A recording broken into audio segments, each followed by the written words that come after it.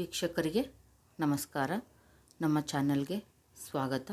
ವಿಷ್ಣು ಸಹಸ್ರನಾಮದ 2ನೇ ಶ್ಲೋಕವನ್ನು ಪ್ರಾರಂಭಿಸೋಣ.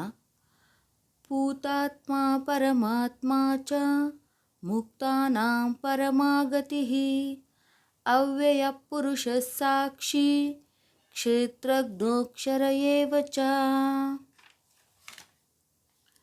ಪರಮಾತ್ಮನು ಗುಣಗಳಿಗೆ ಅಧೀನನಾಗಿಲ್ಲ.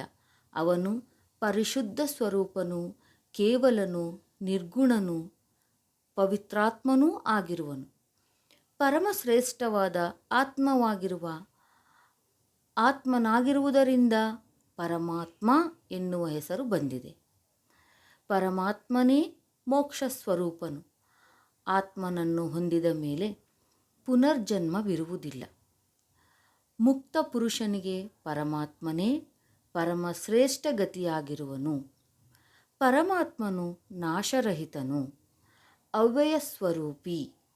ಪರಮಾತ್ಮನು ಗುಪ್ತವಾಗಿದ್ದುಕೊಂಡು ಪ್ರಪಂಚದಲ್ಲಿ ಸದಾ ಪರಿವರ್ತನೆ ಮಾಡುತ್ತಿರುವ ಶಕ್ತಿಯಾಗಿರುವನು.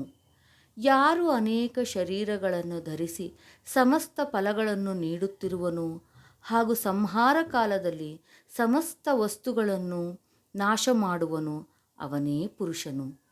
ಭಗವಂತನು ತನ್ನ ಸ್ವರೂಪದ ಬೆಳಕಿನಿಂದ ನೋಡುತ್ತಿರುವುದರಿಂದ ಆತನಿಗೆ ಸಾಕ್ಷಿ ಎಂಬ ಹೆಸರು ಬಂದಿದೆ.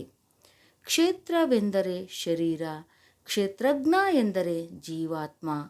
ಕ್ಷೇತ್ರಜ್ಞರೊಳಗೂ ಸೂತ್ರನಾಗಿರುವವನನ್ನು ಕ್ಷೇತ್ರಜ್ಞ ಎಂದು ಹೇಳಬಹುದು. ಪ್ರಕೃತಿಯೇ ಕ್ಷೇತ್ರ. ಈ ಸಂಸಾರ ಸಸ್ಯದ ಕೃಷಿ ಭೂಮಿಯಾಗಿರುವ ಪರಮಾತ್ಮನೇ ಕ್ಷೇತ್ರಜ್ಞನಾಗಿರುವನು. ನಾಶವಾಗದೇ ಇರುವವನನ್ನು ಅಕ್ಷರ ಎನ್ನುವರು. ಇಲ್ಲಿ ಮಹಾವಿಷ್ಣುವು ನಾಶವಾಗದವನಾಗಿದ್ದರಿಂದ ಆತನು ಅಕ್ಷರನು.